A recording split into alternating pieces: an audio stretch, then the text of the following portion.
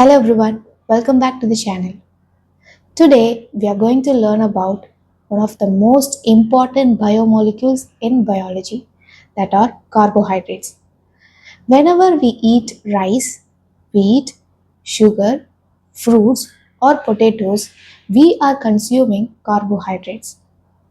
Carbohydrates are the primary source of energy for living organisms and are often called as staff of life.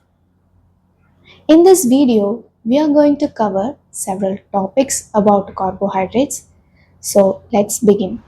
What are carbohydrates? Carbohydrates are organic molecules which are composed of carbon, hydrogen and oxygen. The general formula for carbohydrates is CmH2ON, where M can be different from N. Therefore, they are called as hydrates of carbon. They are technically called as polyhydroxyaldehydes or polyhydroxyketones. Another name for carbohydrates is saccharides. The word saccharides comes from the Greek word saccharon, which means sugar or sweetness. The importance of carbohydrates includes they provide energy, participate in cell communication, they form cell components, and they act as food reserves. You see, plants have more carbohydrates than animals. Carbohydrates are classified into monosaccharides, oligosaccharides, and polysaccharides. Let's study one by one.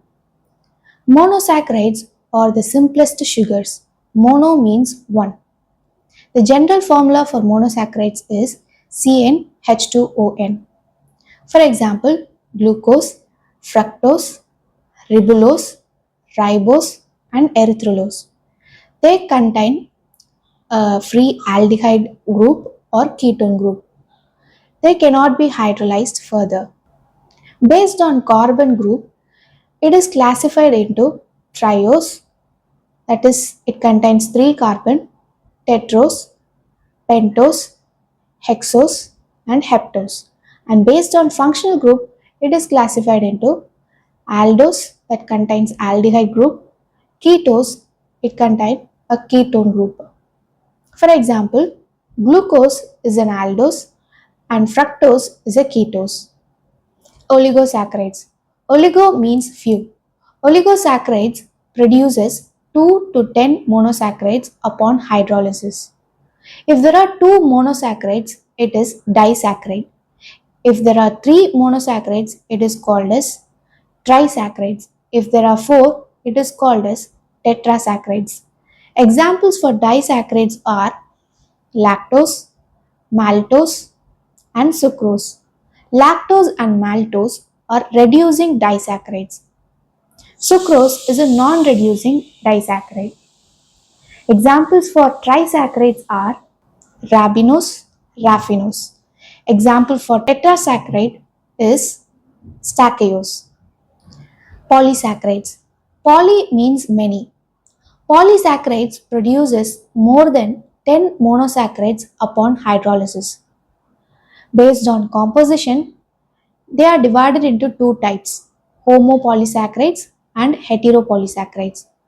Homopolysaccharides contain only one type of monosaccharides.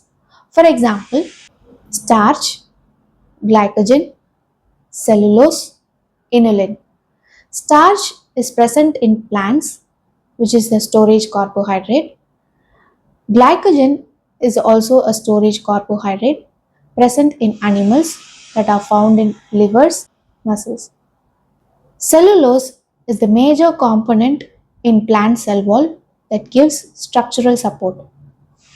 Inulin is the polymer of fructose that are found in roots and tubers.